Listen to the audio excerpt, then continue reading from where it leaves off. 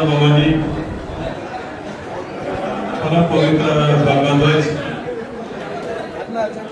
पिंपळेश्वर महाराज आई मानगंगा माता आई वडिलांचे आशीर्वाद कैलासवासी माझे आमदार आमचे चुलते दशरथरावजी काकडे मारुतीशेठ आबाजी पाटील लेंडे दत्तूबाबा लेंडे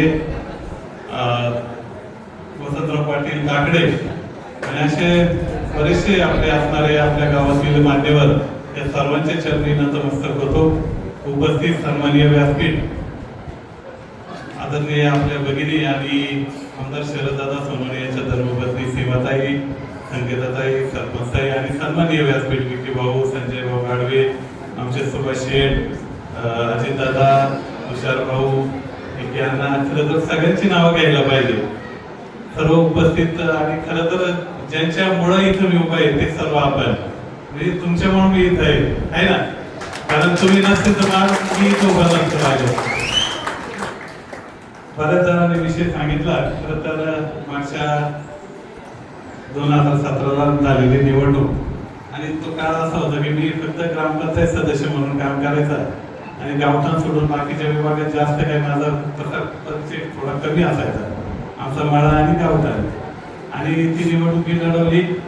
थोडस काय आपण म्हणतो ना प्लॅनिंगचा भाग तो सचिन ठाणेकरने केला आणि त्या प्लॅनिंगवर खरं तर एवढा मोठा यशापर्यंत मी पोहोचलो. परंतु झाले ते 3 उमेदवार आमच्या गावातले होते आणि त्यामुळे अडचण अशी व्हायची की कुणालाच म्हणजे कुणाच्या बाजूनी जाता येत नव्हतं.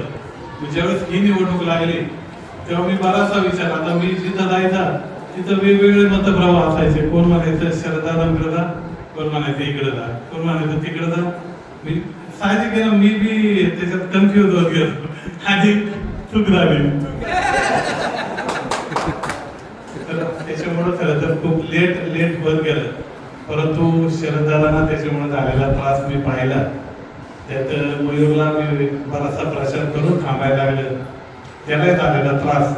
आणि या सर्व गोष्टी घडत असताना पण एक लक्षात ठेवा की मतदारांमध्ये मला माहित होतं, त्यामुळे कोणाला काय वाटायचं अरे काय हे लोक आहे का नाही काय ते मला माहित असायचं. कारण मी म्हणजे तुम्हाला पाठायचं जागा ज्या दिवशी डिक्लेअर झाली ना त्या दिवशी पासून मला वाटतं एक 8 दिवस इतके फोन ते म्हणजे मला उभं राहा कोण म्हणायचं इकडून राहा. त्याच्यात मला बी गडबड करायची पण त्यांची प्रामाणिक भावना होती. बरेच जण सांगायचे मला तुम्ही अपक्ष राहिले तरी आम्ही सर्व होत असताना बऱ्याचशा गोष्टी घडत गेल्या. 9 वर्षाच्या काळामध्ये मध्ये माताने झालेला पराभव असेल, त्याच्यानंतर सातत्याने लोकांमध्ये जाणं असेल. आता काही न वाटलं मी फक्त दशकर्याला यालाच गेलो असं नाही. म्हणजे मला तरी वाटतं पिंपळवंडी आम्ही आज पिंपळवंडी गाठात आणि विशेष म्हणजे त्यावेळेस काय पिंपरी अन्न आपलं नव्हतं, काळवाडी आपल्याकडे नव्हतं तुषार. परंतु मी तिकडे येत होतो, मला काय असं हे नव्हतं. मी तुम्हाला पाठायचं नारायणगाव सुंदर इकडे जात होतो.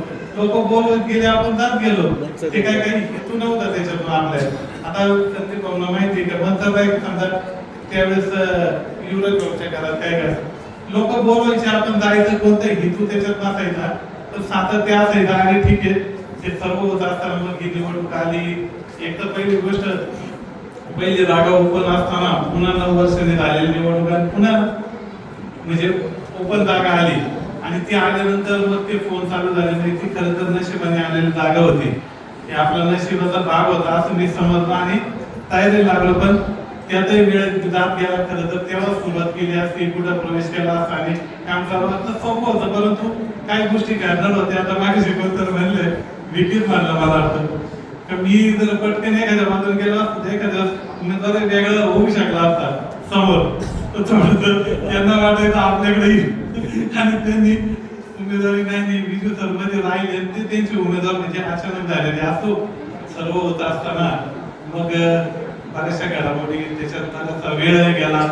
तुम्हाला पाठायचं नाही म्हणजे आता ही जी मध्ये ही एक वेगळ्या प्रकारे. आता तुम्ही पाहिले कोळवाडी सुद्धा समजा सुभाष दादा तुम्ही संजय साहेब गाडगे साहेब तुम्ही मला घरतीदार सुद्धा कोणाच्या जाता नाही आलं.